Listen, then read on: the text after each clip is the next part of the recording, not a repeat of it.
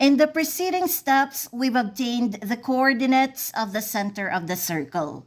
This is one of the two endpoints of the radius. The other endpoint of the radius is the given point of tangency. Remember this, for any 2 points, the square of the distance between them equals the sum of the square of the difference between the x-coordinates of the points and the square of the difference between the y-coordinates of the points. In this case, the distance between these two endpoints of the radius is the length of the radius, denoted as r. The x-coordinates are -2 and 8. The y-coordinates are 8 and 12. So by substitution into the distance formula, we have r squared equals square of -2 minus 8 plus square of 8 minus 12. Square of -2 minus 8 is square of -10, which is equal to 100.